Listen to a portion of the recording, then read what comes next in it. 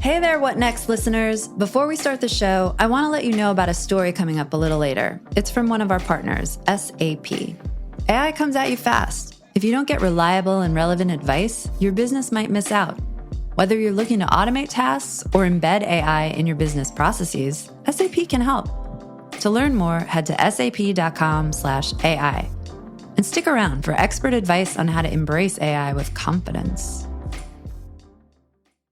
Apple Card is the credit card created by Apple. You earn 3% daily cash back when you use it to buy the new Apple Vision Pro or any products at Apple. And you can automatically grow your daily cash at 4.50% annual percentage yield when you open a high-yield savings account. Apply for Apple Card in the Wallet app on iPhone. Apple Card subject to credit approval. Savings available to Apple Card owners subject to eligibility.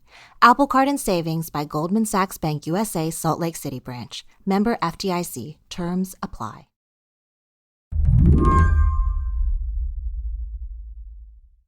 Next week is the 2-year anniversary of Russia's war in Ukraine. And when you think about Ukraine these days, you think about the war. Bombed out buildings, barren landscapes, soldiers in fatigues. Chances are you don't think about Unit City. And it really stands out because it's this incredibly shiny, glossy, ultra-modern set of offices. That's Vera Bergengruen, a senior correspondent at Time. And Unit City is the hub of Ukraine's booming tech scene. It's near Kyiv. Vera drove by late last year. They've got conference rooms. They've got these very futuristic kind of neon models of what they think this is going to look like because it's a whole campus. It's got classrooms, it's got labs, and it's actually built on the grounds of a former Soviet motorcycle factory. So it still has this towering chimney that used to make these knockoff German motorcycles until recently, and they decided to build this tech campus on top of it. I think there was over 200 companies there, 4,000 tech workers. Wow. And young Ukrainians really believe in creating that this is going to be the future of their economies. So it's incredibly, just incredibly polished. Tech companies, both big global players and Ukrainian startups, have essentially turned the battlefield into a laboratory. Vera talked with dozens of Ukrainian officials and companies eager to show off their wartime innovations. They want to show off this very Silicon Valley kind of vibe. They're there's beanbag chairs, there's ping pong tables. And then they showed me their bomb shelter, which is incredibly nice as well. They've been targeted a few times nearby. They've got pieces of the missiles that fell apart that they've kind of made little awards from now. You're always waiting for an air raid siren. Oh. So it's a kind of a contrasting mood. It's incredibly energetic, but it's also just incredible. You know that there's something happening that isn't normal. Even before the war, Ukraine's tech scene was booming, mainly focused on IT and commercial technology, goofy apps, that kind of thing. The plan was to turn the country into a European tech hub, leveraging its very skilled talent base. But those plans were cut short. Coming on the air at this hour with breaking news after the U.S. warned all day of a full-scale Russian invasion of Ukraine, that it was imminent. Vladimir Putin has just addressed the Russian people moments ago, announcing what Putin called the start of a military special operation, in his words, to demilitarize Ukraine. That Russia would. Since then, the tech industry focused all its energy on beating back the Russians. Gone are the days of the fun apps. People who used to, do this kind of TikTok app where you can put your voice on top of an actor's body, all those kind of things, are now using that same transcription app to de-jargon Russian, transcripts or something. Meanwhile, private tech companies from around the world, notorious players like Palantir and Clearview AI, the facial recognition company, are flocking to Ukraine, offering their services to the fight. For them, testing tech on a real battlefield speeds up development, and you don't have to worry about rules, red tape, or privacy regulations in the middle of a war. Is this the new face of war industrial complex? It's difficult to argue against it, partly because we've never seen a war like this. I don't think we've quite seen this combination of young tech talent, of people enough commercial tech and private tech companies merging with a government where everyone's kind of involved in the same mission. It's very strange and very new. So today on the show, The war in Ukraine has ushered in a new era of warfare, and it's given some pretty notorious companies a chance to look like the good guys. But what happens after the war is over? I'm Emily Peck, filling in for Lizzie O'Leary, and you're listening to What Next TBD, a show about tech, power, and how the future will be determined. Stick around.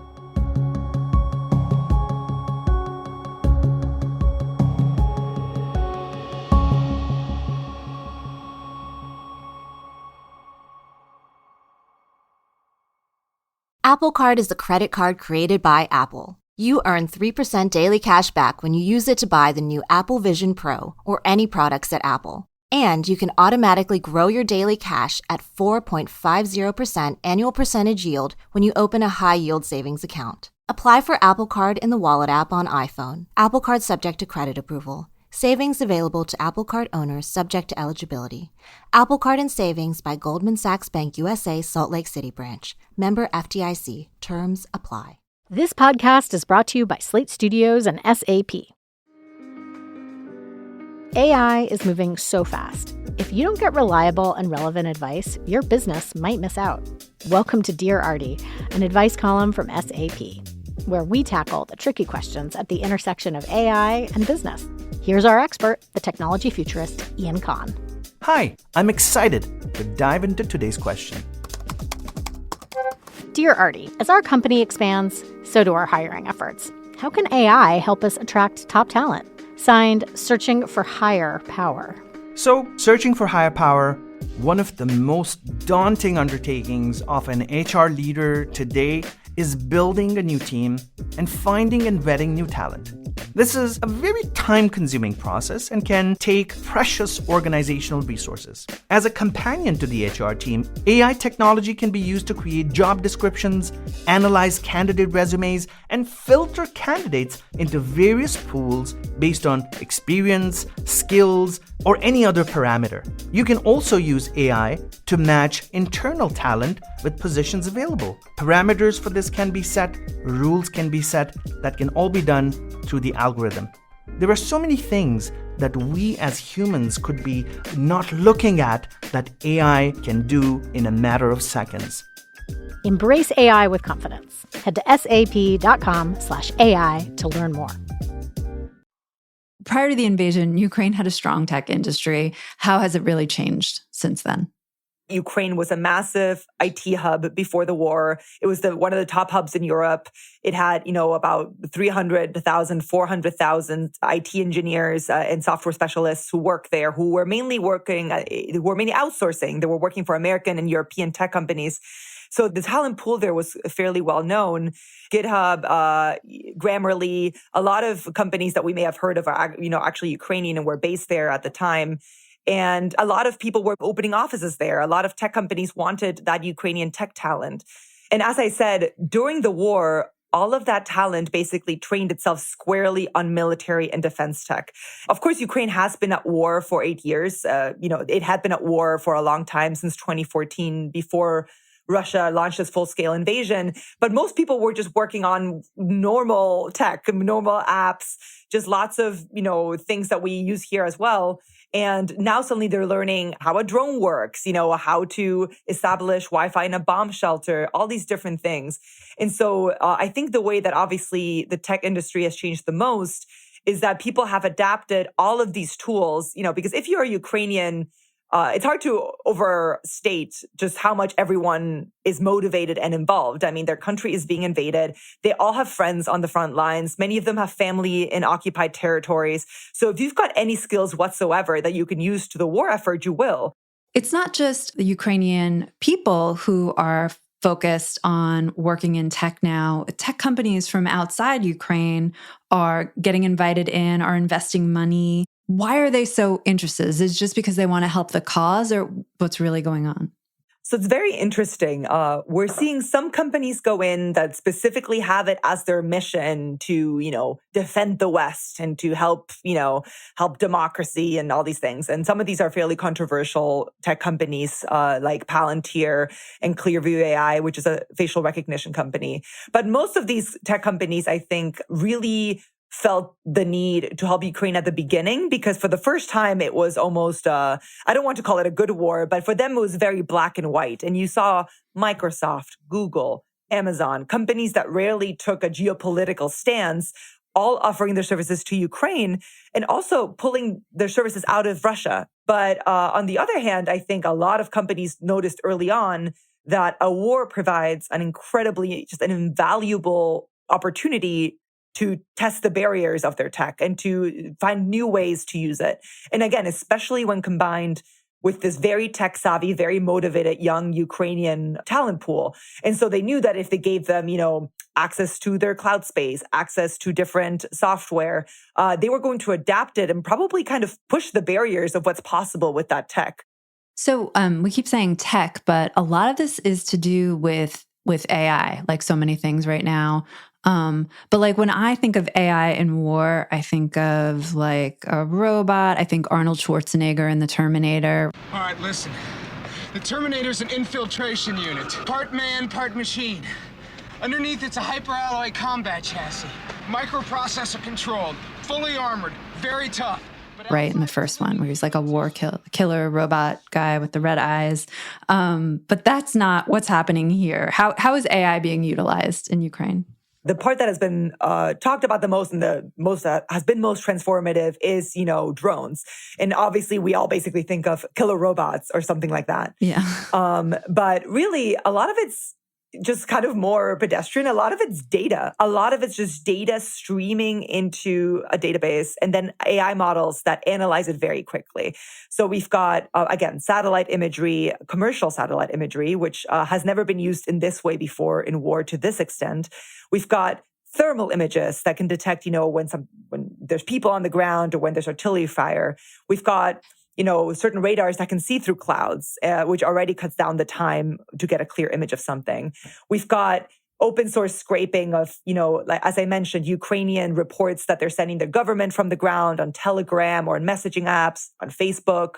All of this goes into one place. Mm. And then models basically can present military commanders with options, in a way that is just so much faster than we used to be able to do. It would have taken human analysts, a couple of days or several hours to really go through all this, figure out what makes sense, and then say, okay, here's how you can strike this position, or here's what you can do to get yourself out of the way. Now, and this is only in the military sense, it's basically just shortened that chain significantly. I mean, that all sounds revolutionary, but the war now, 2 years in, it's essentially at, I think most people would say it's at a stalemate. Is Ukraine at a stalemate? Would it have lost already if not for the tech? If you ask the Ukrainians or a lot of their tech company allies, they definitely would make the case that they would have, I'm not sure if lost the war, but they wouldn't have been able to defend themselves in this way without this edge. Without having, Starlink terminals that provide connectivity on the battlefield, because ultimately they're fighting a much larger, better armed adversary, and they were able to hold them off and push them back and defend their capital. Partly, they say, because of the advantage that, this asymmetric advantage that tech gives them. Ukraine's battlefields are where this new generation of tech is being developed. And a lot of people smarter than I, say that, there's been these 3 stages. There's been the invention of gunpowder, the invention of nuclear weapons, and now it's going to be AI means everything, right? But generally speaking, AI, that's going to be the next wave. Of course, we're not seeing the fully mature version in Ukraine yet. It's being really developed. So I think what a lot of people are basically anticipating is that in the future, as this form of warfare accelerates, whoever has the technological advantage will basically be able to achieve victory much quicker or serve as a deterrent. But right now, what we're seeing in Ukraine is this weird combination of a World War II style war being fought with, 21st century weapons. And it's just very much in this transitional phase. When we come back, how 2 of the most infamous tech companies in the US are attempting to rehabilitate their images in Ukraine.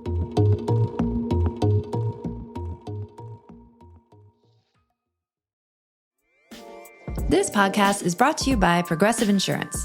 Let's face it, sometimes multitasking can be overwhelming.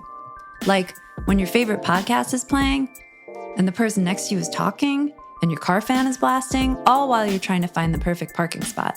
But then again, sometimes multitasking is easy, like quoting with Progressive Insurance. They do the hard work of comparing rates so you can find a great rate that works for you, even if it's not with them. Give their nifty comparison tool a try, and you might just find that getting the rate and coverage you deserve is easy. All you need to do is visit Progressive's website to get a quote with all the coverages you want, like comprehensive and collision coverage or personal injury protection. Then you'll see Progressive's direct rate, and their tool will provide options from other companies all lined up and ready to compare, so it's simple to choose the rate and coverages you like. Press play on comparing auto rates. Quote at Progressive.com to join the over 28 million drivers who trust Progressive. Progressive Casualty Insurance Company and Affiliates. Comparison rates not available in all states or situations. Prices vary based on how you buy.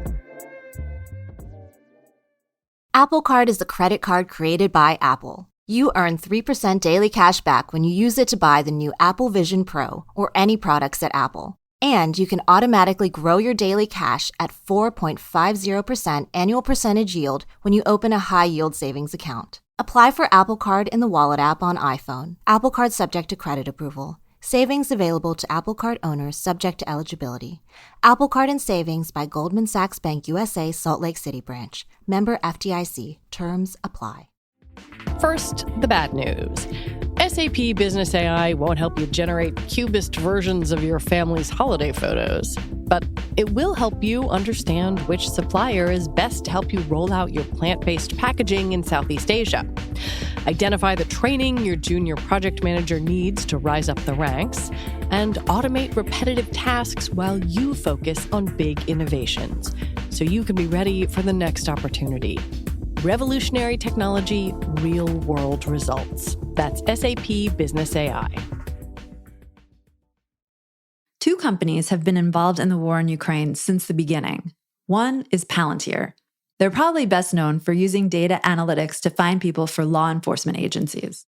You know, they have a controversial reputation in the US because they started off as basically the tech arm of intelligence agencies, providing them with all of this data analytics software. They were used by immigration enforcement. They were used in ways that people found intrusive and, you know, to track migrants, to do all these different things that were very controversial at the time.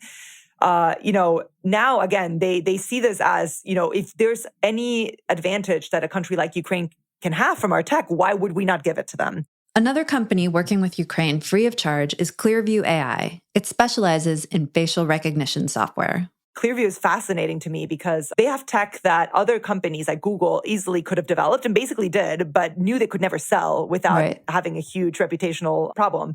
Clearview didn't care. Clearview is basically a code. It's basically an app that gives you access to a database of, I think, up to 4 billion photos at this point. The CEO said, I'll teach it to you. Let's do a Zoom seminar. They taught all these Ukrainian officials how to use it. And suddenly they were able to identify, it's an incredible number of people. They were able, basically you upload a photo of a Russian soldier and it found their Facebook, it found their name, their hometown, all of that. And they were able to even identify partially burned Russian soldiers. And they used this information in many ways. They used this to, in one way, kind of shame them. If somebody's committing a war crime, if you're illegal invading a country, you know, you're not going to have much of a future outside of Russia if you ever want to travel to Europe or anywhere else, if you're on this list. On the other hand, they were also basically putting deceased Russian soldiers on this website with their names, where Russian families who didn't know they were in Ukraine could look them up and find out whether, you know, somebody had been killed. Again, this is incredibly intrusive and scary tech when you think about a local police department using it in the US. Yeah, I mean, this is just a remarkable opportunity for these two companies to kind of cleanse their reputations and really look like good guys. Are they thinking about this? They'll kind of say that this is part of their mission. It's always been, Palantir is very clear. Right. You know, they say, you know, we from the very start have always helped, you know, we've always worked with governments. Its CEO, Alex Karp, told me that he thinks there should be a law that US tech companies have to give the government, you know, their products. Because for him, it's a matter of the US and its allies having the strongest tech possible. And so for them, they would say, you know, this is nothing different. We've been doing this all along. We don't sell to China, Russia, to adversaries. We only do this. Clearview has a whole part of its website devoted to its work in Ukraine. Palantir loves to publicize its work in Ukraine because not only is it being used for the military, but it's being used to help with demining, to clear landmines, to help schools. All of this data is being used by the government for humanitarian purposes as well, to resettle refugees. And so obviously they love talking about it because it's a good use of it. And it obviously has a clear reputational benefit, which you can't get from saying, we work with, ICE. And not just to their reputation, but to their business. Once they've have this use case in Ukraine, then it's just an easier sell, even to those countries that have banned it. Maybe in the private sector, would take another look, seeing what they've been able to accomplish here. I would think so. So far, it seems that both businesses are doing quite well. I'm not sure some people wouldn't even admit it, but seeing how it's used in Ukraine has opened people's eyes to the effectiveness of this tech, because in many ways, they can't talk about it as much. If you're helping a police department in Miami, you're probably not putting out press releases about how great your technology or your facial recognition software is. But if you're helping find Ukrainian children kidnapped in Russia, then you're going to show it off. I mean, Palantir's business is booming. And again, working with this particular government allows them, because the Ukrainians want to talk about it, it gives them a much bigger platform to talk about their business than, I think, working with the US government or the British government or anyone else. So it does feel very lucrative. And then just one last thing there is obviously the Ukrainians, again, being very skilled, have improved their products quite a bit. Engineers with both companies told me that having these people take it, adopt it, suggest new things, they've clearly improved it in a way where it's a life or death situation that you don't have if you're using it in an office in Minneapolis. There's a different kind of motivation that goes into it. And it definitely is driving a lot of innovation. So, I mean, tech companies and governments have been sort of mixed up in war before this. I'm thinking like chip development in the US, Department of Defense funded a lot of that before it moved to the mainstream, and now there's chips everywhere and everything. But in this case, it seems like the innovation is less like, and correct me if I'm wrong, but it's less like coming from the government. It's really these private companies really seeing this opportunity to use Ukraine as a lab. And they're the ones kind of leading the charge. Is that true? Should I be worried about it? A lot of people are quite concerned about that. And it's not because, governments being the agents of change or innovation has worked out great for the world in the past. Definitely not. But, there is a case to be made, according to a lot of people I speak with who work a lot, both government officials and tech watchers and analysts and national security experts, who say that ultimately most governments, most Western democratic governments, are accountable to their people. So to an extent, there's some accountability there usually, or at least some transparency. Eventually something will come out. If private tech companies are independent actors, who are now, most of them are way more powerful than almost any country on earth, but they are motivated by improving products and ultimately profit. So if that is the driving factor, and that is what they weigh a lot of decisions against when deciding whether to enter a war, support a certain side in conflict, that is incredibly problematic. And it is the future. You can't really fight it. I think many people would look at it and say, how is that different from a government? Even, these reports of Elon Musk, who is just one person, having the power to say, shut off the Starlink connection and inhibiting a Ukrainian operation by its Navy. The power is in the hands of very, very, very few people. And again, their motivation right now, most of the companies, their goals align with US national security goals. They say, we would never sell this to Russia or China. We are on the side of the West, as they say. But that is likely not going to be the case in the future. And again, tech companies as independent actors having this incredible amount of power is a brave new world we'll have to deal with. Yeah. And I mean, there was reporting months ago that Elon Musk refused to have Starlink turned on when for an offensive that Ukraine wanted to conduct. And there was reporting from Ronan Farrow, I think in the New Yorker, that officials in the Biden administration were basically begging Elon Musk to, turn Starlink back on. That just seems like the worst case scenario. Right. Again, right now, these tech companies say that they are only going to supply it to, countries that are fighting a righteous cause, but they are the arbiters of that. So I think a lot of people are definitely very concerned. There's few things to prevent a lot of these technologies, a lot of these tools of just falling into the hands of bad actors as well. There could be a lot of proliferation. And so I think it's hard for us to picture because in terms of software, it's easier for us to picture this with nuclear weapons or something like that. But that is definitely, like you said, a lot of power concentrated in the hands of one person, and then the most powerful government in the world begging that one CEO of a tech company to help. And that's, going to become more and more problematic. Ukraine, in many senses, was, for many people, a black and white scenario where Russia was invading, the West was on the side of Ukraine, but there's going to be a lot of other wars where that is not the case. It's just going to be incredibly complicated to navigate. Do you think what's happening with tech in Ukraine, have you seen it shaping war efforts anywhere else? We've definitely seen a lot of the developments in Ukraine, a lot of the innovation already kind of being mirrored elsewhere. There were reports, for example, that Hamas adopted some of the drone techniques on October 7th. And afterwards, just a lot of the drone warfare immediately gets adopted. A lot of the little improvements, the different cheap ways that you can use drones have been disseminated. Taiwan, basically citing Ukraine's example explicitly, has been partnering with commercial space companies and getting private companies in to shape their drone program because, obviously there's a lot of rising tensions with China. Ukraine's war is not even over. It's not an era where one war ends and then the lessons are neatly applied to the next. These are all overlapping conflicts where little improvements and, again, cheap ways to improve, for example, a drone or imagery or anything like that immediately gets co-opted by the next person that can use it. So I think we're going to see a lot of more of that going forward. And what happens to Ukraine after all this? I mean, Clearview AI, facial recognition is kind of out of the bottle there. What happens when the war ends? Is Ukraine now a surveillance state? Has it created that, skeleton for itself?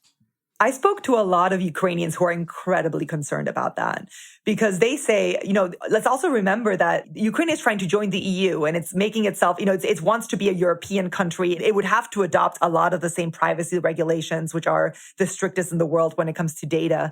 And Ukraine, at the same time is facing this, again, existential threat that is making it really heavily rely on intrusive technology. And it's very difficult to imagine. I mean, when I spoke to people in October, 1,500 Ukrainian officials were using Clearview AI, had access to it. This stuff is out. It's basically a code that you can use. And even though they say that they're tracking it, I mean, it's out there. It's hundreds and hundreds of officials using it for whatever they want, including to identify Ukrainian collaborators, things like that. And it's an incredibly effective tool. And I cannot see any world in which they will just give it up, because it will help them in everything after the war, right? But at the same time, you're then trying to join a group of countries that are partially banning this technology because it conflicts with their laws. And so, it is a really big problem to grapple with. And a lot of Ukrainian privacy advocates and human rights groups told me that they also don't want to be seen as this country that that partners closely with what they call kind of, the bad tech guys or the controversial guys. So far, there's no indication that any of this goes away after the war. And Ukraine's really going to have to grapple with how to rein it in and how to, again, basically tell people who are even not in wartime, struggling with a lot of challenges inside of Ukraine, that they cannot use this incredibly effective tech because, martial law is gone and now you have to comply to different regulations. So that's going to be a really fascinating thing to observe in the future.